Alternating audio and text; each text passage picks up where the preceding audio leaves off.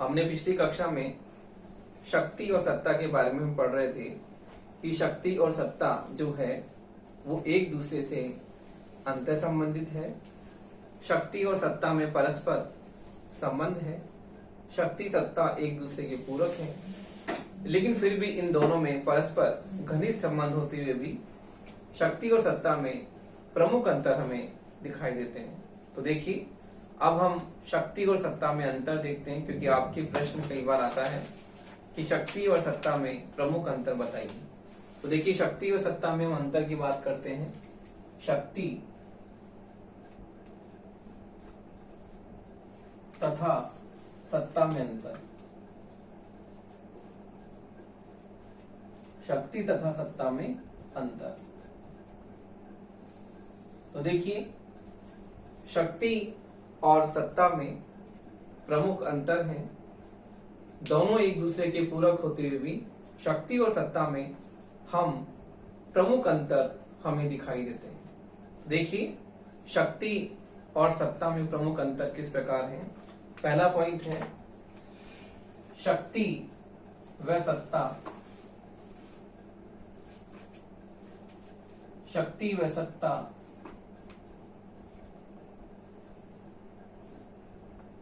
शक्ति व सत्ता व्यक्तियों की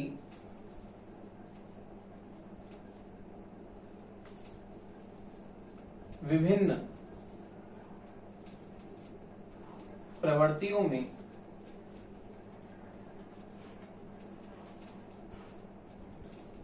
अंतर। तो देखिए, शक्ति व सत्ता को लेकर हम अंतर देखते हैं। व्यक्तियों की विभिन्न प्रवृत्तियों में जो अंतर है उसे लेकर शक्ति और सत्ता में अंतर को हम देखते हैं कि व्यक्ति, हम समाज में देखते हैं कि दो प्रवृत्तियां मुख्य रूप से पाई जाती हैं, एक सहयोग की और एक संघर्ष की। तो दोनों परस्पर जो प्रवृत्तियां हैं वो एक दूसरे के विपरीत हैं। संघर्ष जो होता है वो कटुता को पैदा करता है और संघर्ष में वैमनस्यता, द्वेष इसको हमेशा बढ़ावा मिलता है। जबकि सहयोग की जो कामना होती है, सहयोग की कामना व्यक्ति में परस्पर सद्भाव को उत्पन्न करती है। तो इस प्रकार व्यक्ति की परस्पर दो विरोधी प्रवृत्तियां होती हैं, संघर्ष और सहयोग की। तो देखिए, जो दो प्रवृत्तियां हैं उन दो प्रवृत्तियों की बात हम करते हैं। दो प्रवृत्तियां,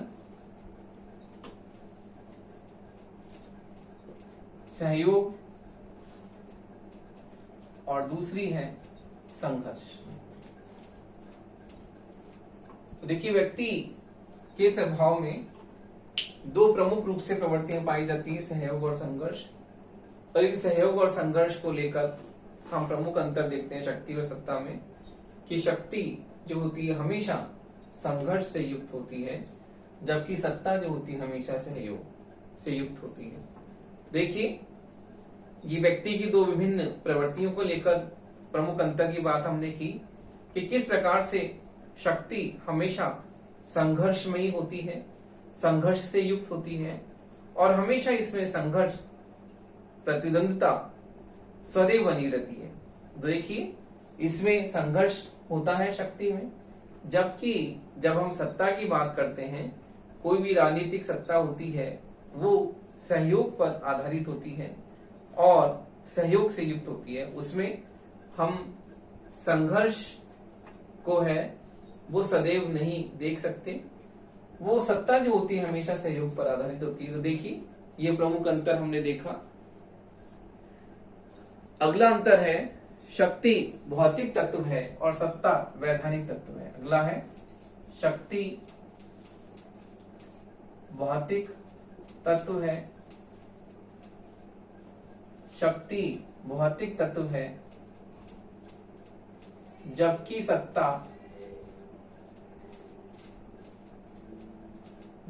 सत्ता वैधानिक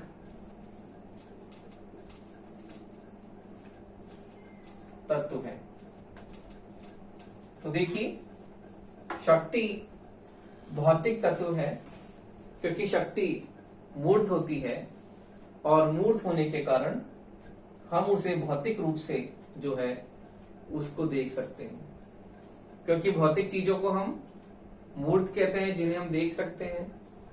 तो शक्ति के हमने प्रकार देखे थे, उसमें हमने देखा कि शक्ति जो है वो विभिन्न रूपों में, धार्मिक, राजनीतिक और सैनिक शक्ति, तो ये हमें क्या है दिखाई देती है।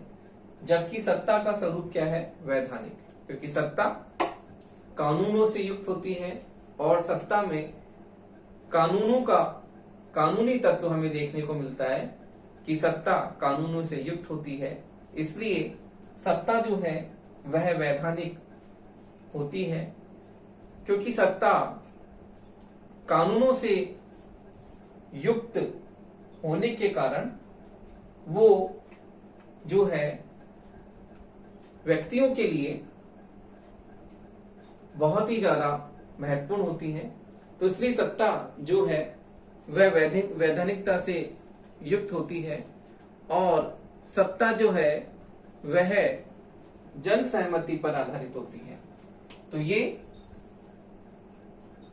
जन सहमति पर आधारित होने के कारण, जबकि शक्ति में हम संघर्ष देखते हैं और सत्ता जो होती है, कोई भी राजनीतिक सत्ता, कोई भी राज्य व्यवस्था जो स्थापित होती है तो लोगों की जन सहमति पर आधारित होने के कारण बहुत ही महत्वपूर्ण होती है, जिसमें जन सहमति होना बहुत जरूरी है। क्योंकि सत्ता जन सहमति पर आधारित होने के कारण लोग कानूनों का जो है वो पालन करते हैं। वैसे भी कानून बाध्यकारी हैं, बाध्यकारी होने के लिए वो जो है पालनीय है, अनुपालनीय है। जबकि सत्ता जो होती है, सत्ता जन सहमति पर आधारित होने के कारण लोग अपने मन से कानूनों का पालन करते हैं, क्योंकि उसमें जनता की सहमति है, जन सहमति है। अगला अंतर है, शक्ति साधन है जबकि सत्ता क्या है, करता है। अगला है, शक्ति साधन है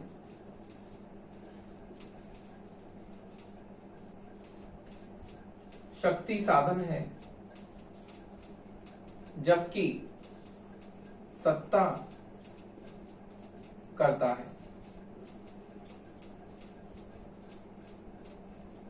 जबकि सत्ता करता है। तो देखिए, सत्ता जो होती है उसमें कर्तापन होता है, क्योंकि सत्ता, कोई भी राज सत्ता जो होती है वो अपने नाम से जानी जाती है। जैसे कि राज्य व्यवस्था में हम देखते हैं कि इतिहास में हम देखें कि कई तरह की राजनीतिक सत्ताएं जो हैं वो स्थापित हुई, जैसे कि मौर्य साम्राज्य, गुप्त वंश। तो ये सत्ता जो होती है, कर्तापन होता है, इसमें संस्थागत रूप से राज्य व्यवस्था का नाम होता है। जबकि शक्ति क्या है, एक साधन है, क्योंकि सत्ता को प्रयोग, सत्ता जो होती है वो शक्ति का प्रयोग करती है, क्योंकि सत्ता, शक्ति स्वयं तो प्रयुक्त नहीं होगी। शक्ति को प्रयोग में लाने के लिए सत्ता की आवश्यकता है, इसलिए सत्ता क्या है, करता है। तो सत्ता शक्ति का प्रयोग करती है, इसलिए शक्ति का प्रयोग करने के कारण सत्ता क्या होती है, कर्ता होती है। तो सत्ता में कर्तापन एक भाव होता है, क्योंकि ये शक्ति को प्रयोग करती है। बिना सत्ता की शक्ति का प्रयोग कौन करेगा? जैसे कि हम जब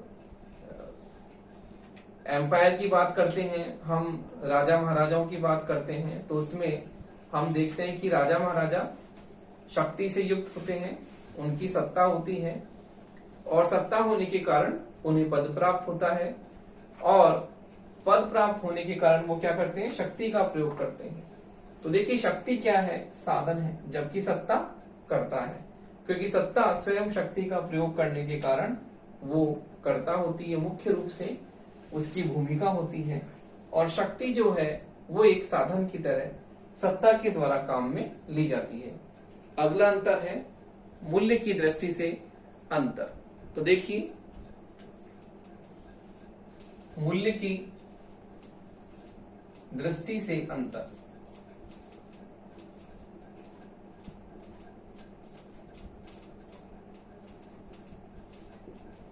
तो देखिए, मूल्य की दृष्टि से भी शक्ति और सत्ता में प्रमुख अंतर पाया जाता है। कैसे? शक्ति जो होती है, शक्ति सदैव मूल्य निरपेक्ष होती है। शक्ति सदैव मूल्य निरपेक्ष होती है,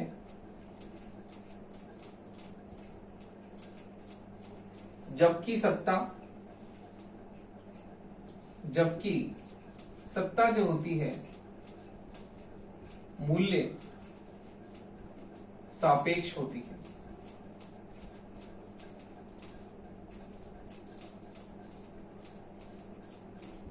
देखिए,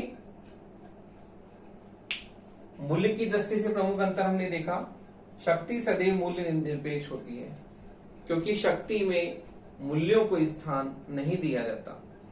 शक्ति आदर्श नैतिकता पर आधारित नहीं होती, क्योंकि शक्ति दंड की शक्ति से युक्त होती है, और दंड की शक्ति से युक्त होने के कारण वो ये नहीं देखती कि जिस व्यक्ति ने जुर्म किया है उसे सजा जो है कम दी जाए, या दया की भावना वो रखें, क्योंकि शक्ति में मूल्य आदर्श नहीं होता।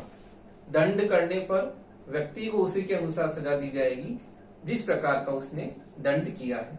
तो इसमें मूल्यों को हम बिल्कुल अलग रखते हैं, क्योंकि शक्ति जो होती है वो मूल्यों से बिल्कुल क्या होती है, बिल्कुल मूल्यों से हीन होती है। शक्ति में मूल्य आदर्श नैतिकता नहीं होता। यदि शक्ति मूल्य पर आधारित होगी तो वो व्यक्ति को क्या करेगी, सजा देने में उसमें कोई ना कोई नरमाई बरतेगी, क्योंकि शक्ति हमेशा मूल्य निरपेक्ष होती है। इसलिए यदि कोई भी व्यक्ति जुर्म करता है तो उसे सजा उसी के अनुसार दी जाएगी जिस प्रकार से उसने जो है जुर्म किया है। जबकि सत्ता जो होती है मूल्य सापेक्ष होती है। जैसे कि हम राजनीतिक सत्ता की बात करते हैं तो राजनीतिक सत्ता मूल्य सापेक्ष होती है, आदर्श होते हैं। नीति की बात करते हैं हम सत्ता में, तो सत्ता नीति परक होती है, मूल्य युक्त होती है, आदर्शों से युक्त होती है। इसलिए सत्ता क्या होती है, मूल्य सापेक्ष होती है। सत्ता में हमेशा मूल्यों को महत्वपूर्ण स्थान दिया जाता है, क्योंकि कोई भी सत्ता जो संस्थागत रूप से जिसे कानूनी ढांचा प्राप्त किया गया है, तो वो सत्ता जो होती है हमेशा, कोई भी राज सत्ता हमेशा मूल्य पर आधारित होगी। इसलिए हम कहते हैं कि शक्ति जो होती है मूल्य निरपेक्ष होती है, जबकि सत्ता हमेशा जो है मूल्य सापेक्ष होती है। अगला अंतर है प्रत्यायोजन संबंधी अंतर। तो देखिए, प्रत्यायोजन संबंधी अंतर हम देखते हैं।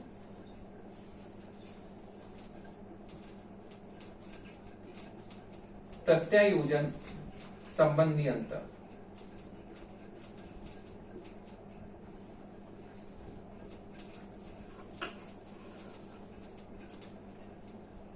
देखिए ये प्रत्यायोजन शब्द लोक प्रशासन का है, जिसे इंग्लिश में हम कहते हैं डेलीगेशन। प्रत्यायोजन का मतलब हायरार्की सिस्टम, पद सोपानिक व्यवस्था की बात हम करते हैं कि सत्ता हमेशा जो होती है, देखिए सत्ता में पद होता है, जैसे कि हम इसको इस प्रकार से समझते हैं कि पद सोपान जो होता है, जिसे हम इंग्लिश में हायरार्की सिस्टम कहते हैं, पद सोपानिक व्यवस्था में जैसे ऊपर नीचे का पद, फिर ऊपर बड़ा, फिर इससे बड़ा, फिर इससे बड़ा, फिर इससे बड़ा, इस प्रकार मैं आपको बताता हूं। देखिए पद सोपानिक व्यवस्था में जैसे नीचे से शुरू करें, सबसे 4th क्लास का कर्मचारी, फिर उससे ऊपर का कर्मचारी, फिर उससे ऊपर, फिर उससे ऊपर, और फिर सबसे ऊपर बॉस। तो इसे हम कहते हैं पद सोपानिक व्यवस्था, हायरार्की सिस्टम, जिसमें छोटे व्यक्ति से लेकर बड़े व्यक्ति तक का प्रशासन में महत्वपूर्ण भूमिका होती है। और छोटा व्यक्ति से शुरू करते हुए हम सर्वोच्च जो है उस संस्था का जो शीर्ष अधिकारी है उसकी बात हम करते हैं। तो ये छोटे से लेकर ऊंचे तक पद सोपानिक व्यवस्था होती है, इसे हम क्या कहते हैं, पद सोपानिक व्यवस्था। तो ये प्रत्यायोजन जो है वो सत्ता में होता है, जबकि शक्ति में ऐसी कोई व्यवस्था नहीं होती। तो पद सोपानिक व्यवस्था में जो बड़ा अधिकारी जो है वो छोटे को क्या देता है, आदेश देता है। इसे हम क्या कहते हैं, प्रत्यायोजन। तो सत्ता में तो क्या होता है, प्रत्यायोजन होता है, जबकि शक्ति में इस तरह का कोई प्रत्यायोजन हमें देखने को नहीं मिलता। तो देखिए सत्ता में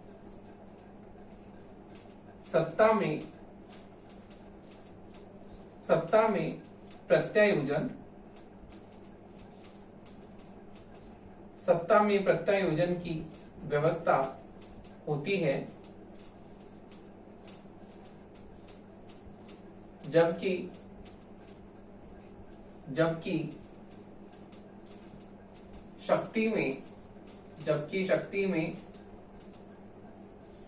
शक्ति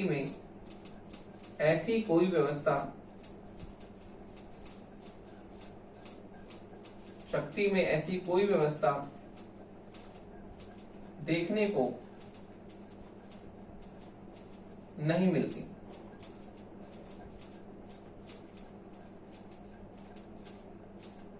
देखिए इस प्रकार से सत्ता प्रत्यायोजन से युक्त होती है, क्योंकि पद सोपानिक व्यवस्था सत्ता में होती है कि इसमें जो है बड़ा अधिकारी छोटे अधिकारी को आदेश दे सकता है और वो अपने कार्य को जो है वो उसको अपना कार्य सौंप सकता है, अर्थात किसी उच्च सत्ता निम्न सत्ता को अपनी सत्ता सौंप सकती। जैसे कि ये बड़ा अधिकारी उपस्थित नहीं है तो अपने से छोटे अधिकारी को अपनी सत्ता सौंप सकता है, और छोटा अधिकारी उपस्थित नहीं है तो वो किसी अन्य व्यक्ति को अपनी सत्ता सौंप सकता है।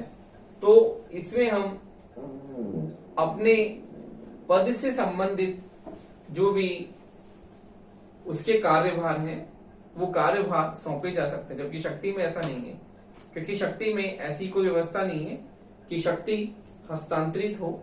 शक्ति हस्तांतरित नहीं होती, जबकि सत्ता जो है ये हस्तांतरित होती है।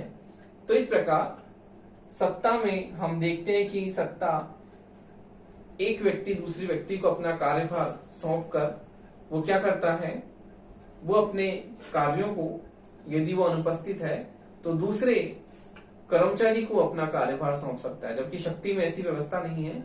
शक्ति में प्रत्यायोजन नहीं है, क्योंकि शक्ति हस्तांतरित नहीं है, जबकि सत्ता को हम हस्तांतरित कर सकते हैं। तो देखिए इस प्रकार शक्ति और सत्ता में हमने अंतर स्पष्ट किया, और उपरोक्त अंतर के बावजूद शक्ति और सत्ता में प्रमुख अंतर होने के बावजूद दोनों अवधारणाएं एक दूसरे के बिल्कुल विपरीत होते हुए भी, अलग होते हुए भी, इन दोनों में परस्पर घनिष्ठ संबंध पाया जाता है। तो देखिए शक्ति और सत्ता में उपरोक्त अंतर देखने के बावजूद भी हम ये कह सकते हैं कि शक्ति और सत्ता दोनों अवधारणाएं एक दूसरे के अनुपूरक है और इन दोनों में परस्पर घनिष्ठ संबंध पाया जाता है।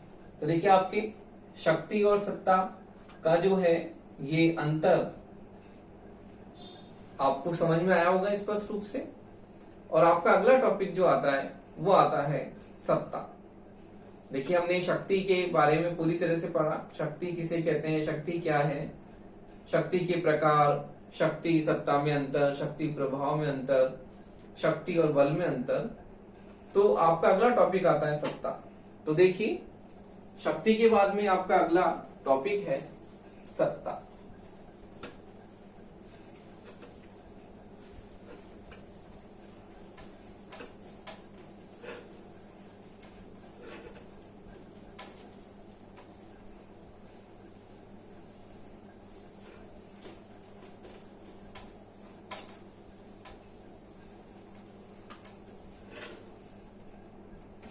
तो देखिए अब हम पढ़ते हैं सत्ता की अवधारणा।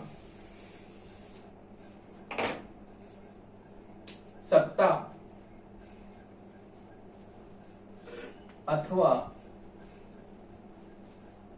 प्राधिकार की, सत्ता अथवा प्राधिकार की अवधारणा।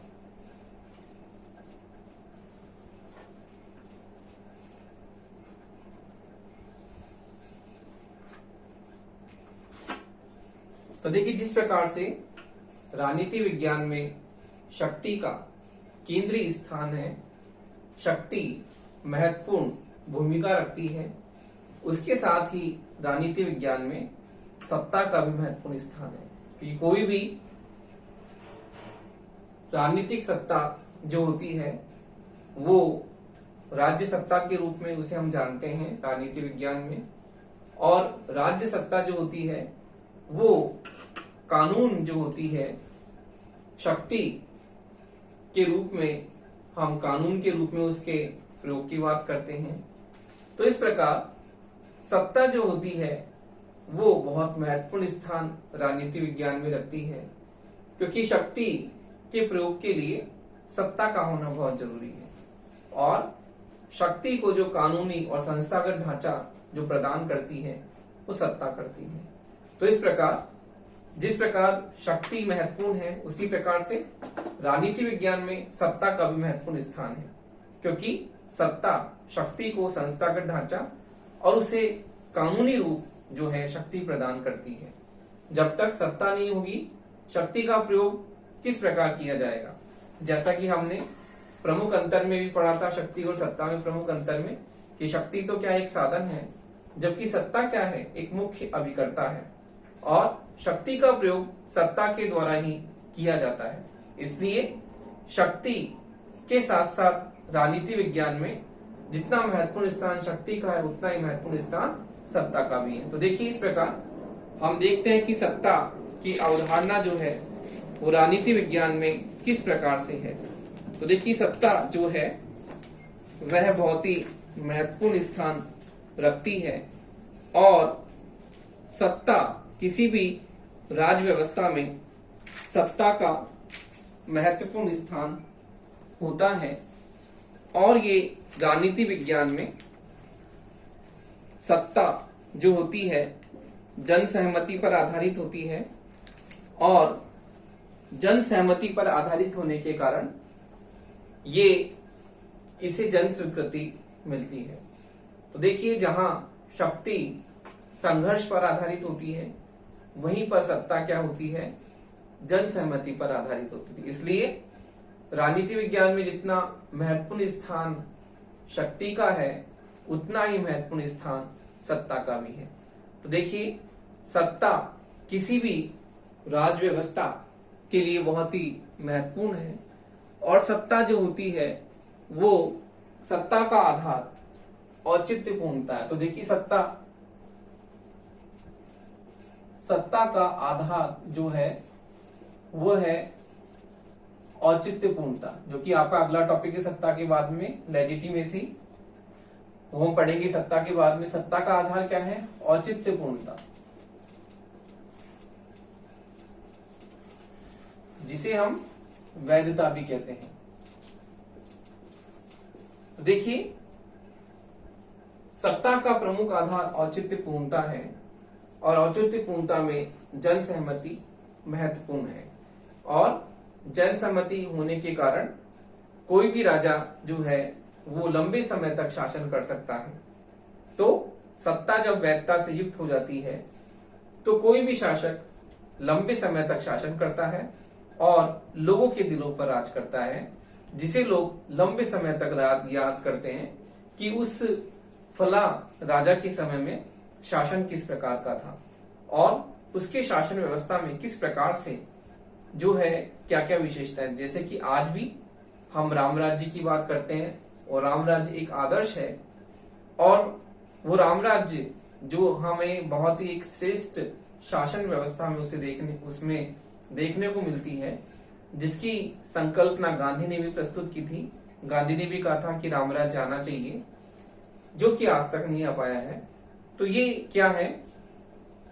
जब सत्ता को वैधता मिल जाती है, और वैधता मिलने के कारण शासन लंबे समय तक स्थायी रूप से क्या करता है? कार्य करता है, और लंबे समय तक शासन बने रहने के कारण लोग उसे मन से स्वीकार करते हैं, क्योंकि वो शासन जो होता है जन सहमति पर, जन स्वीकृति पर आधारित होता है। इसलिए सत्ता के लिए वैधता का होना बहुत जरूरी है।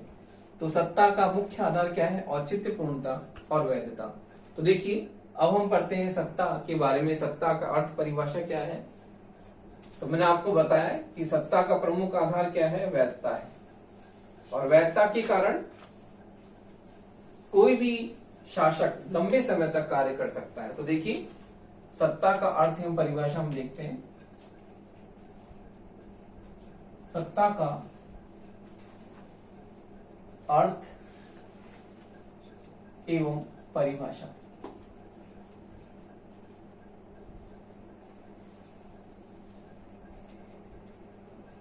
तो देखिए सत्ता जो होती है वो महत्वपूर्ण होती है और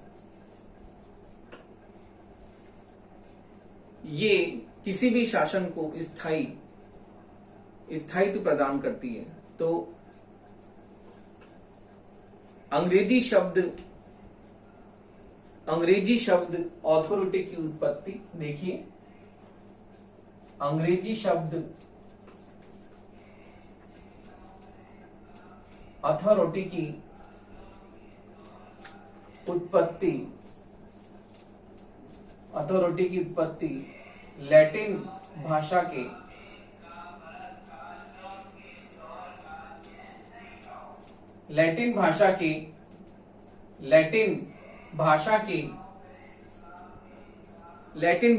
के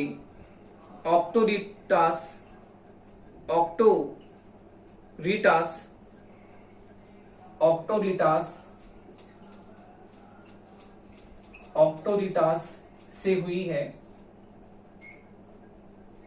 ऑक्टोरिटास से हुई है, जिसका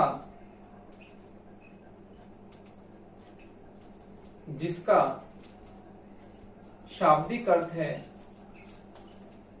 जिसका शाब्दिक अर्थ बढ़ाना है।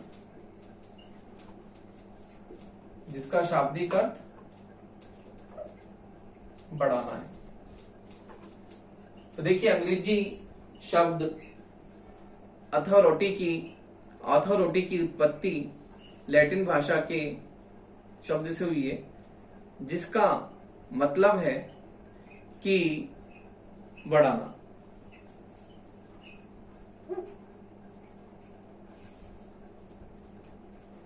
तो देखिए इस प्रकार अथॉरिटी का जो हम शाब्दिक अर्थ निकालते हैं वो शाब्दिक अर्थ है बढ़ाना। तो किसी भी राजनीतिक सत्ता में सत्ता जो होती है महत्वपूर्ण स्थान रखती है और सत्ता जो है वो किस प्रकार से कानूनी ढांचा इसे मिलता है, क्योंकि शक्ति का ये प्रयोग करती है और शक्ति का प्रयोग करने के कारण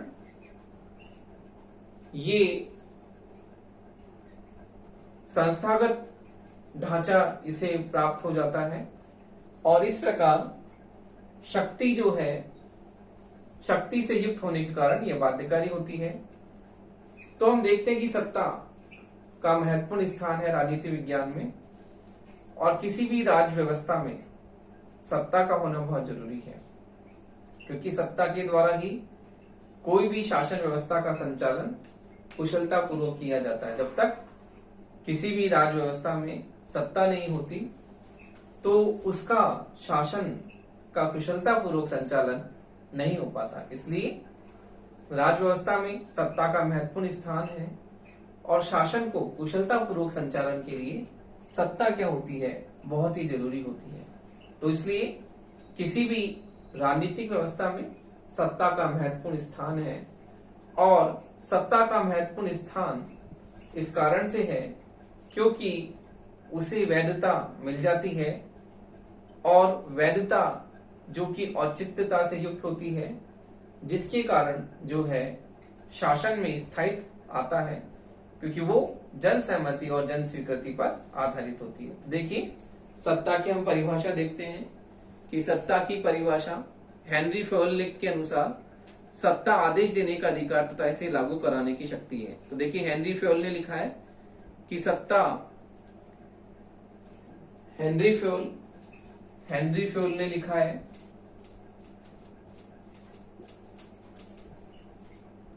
हेनरी फ्योल के अनुसार सत्ता जो है आदेश देने का अधिकार तथा इसे लागू करने की शक्ति है। तो सत्ता आदेश देने का अधिकार, सत्ता आदेश देने का अधिकार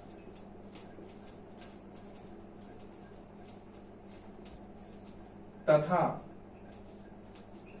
इसे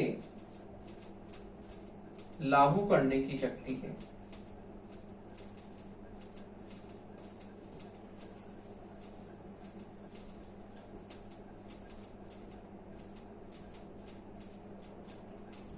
तो देखिए हेनरी फ्योल ने लिखा है सत्ता आदेश देने का अधिकार तथा इसे लागू करने की शक्ति है, क्योंकि सत्ता शक्ति से युक्त होती है और सत्ता कानूनों का प्रयोग करती है, इसलिए सत्ता जो है आदेश देने का अधिकार है और इसे लागू करने की शक्ति है कि कानूनों को किस प्रकार से लागू किया जाए। कि कानून बाध्यकारी होते हैं तो उनकी पालना अनिवार्य रूप से होनी चाहिए, इसलिए इसे लागू करने की शक्ति भी इसे प्राप्त है। अगला है बायरस्टेड के अनुसार सत्ता शक्ति के प्रयोग का संस्था का अधिकार है, स्वयं शक्ति नहीं है। जैसा कि हमने पहले देखा था, बायरस्टेड ने लिखा है कि सत्ता शक्ति के प्रयोग का संस्थागत अधिकार है। तो बायरस्टेड के अनुसार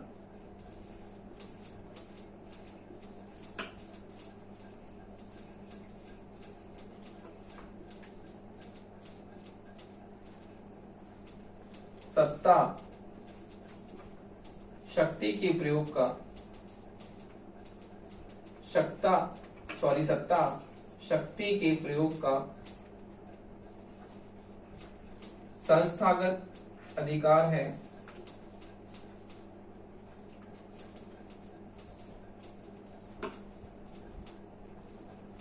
संस्थागत अधिकार है, स्वयं शक्ति नहीं है।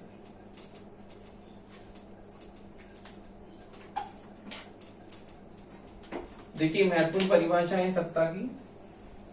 बायरस्टेड के अनुसार सत्ता जो है शक्ति के प्रयोग का संस्थागत अधिकार है, क्योंकि इसे कानूनी स्वरूप सत्ता देती है शक्ति को, इसलिए शक्ति के प्रयोग का संस्थागत अधिकार है, लेकिन स्वयं शक्ति नहीं है। क्योंकि शक्ति जो होती है वो भौतिक होती है और उसमें शक्ति में हम देखते हैं कि शक्ति अपने स्वरूप में बहुत ही व्यापक अवधारणा है। इस प्रकार से हम देखते हैं कि सत्ता जो होती है स्वयं शक्ति नहीं होती। शक्ति कानूनी रूप से इसे स्वरूप प्रदान है, लेकिन फिर भी शक्ति का जो है सत्ता शक्ति के प्रयोग का संस्थागत अधिकार है, क्योंकि शक्ति का प्रयोग सत्ता के द्वारा ही किया जाएगा, लेकिन ये स्वयं शक्ति नहीं है। तो इस प्रकार से इन परिभाषाओं के आधार पर हमें स्पष्ट होता है कि शक्ति दमनात्मक होती है, इसलिए स्वयं शक्ति नहीं होती, जबकि सत्ता दमनात्मक नहीं होती है। तो हम शक्ति और सत्ता में अंतर में हमने देखा था कि शक्ति जो है वो दमनात्मक है, शक्ति में हिंसा होती है, जबकि सत्ता कानूनी स्वरूप प्राप्त करने के कारण जो है वो हमेशा जो इसे तलवार में ढकी होने के कारण ये हमेशा वैधता से इसे युक्त हम मानते हैं कि सत्ता जो होती है, जब सत्ता को वैधता मिल जाती है तो ये जन सहमति पर आधारित होती है। तो इसलिए हम इन परिभाषाओं के आधार पर ये कह सकते हैं कि राजनीति विज्ञान में सत्ता का महत्वपूर्ण स्थान है और सत्ता जो होती है वो शक्ति की तरह ही महत्वपूर्ण स्थान रखती है।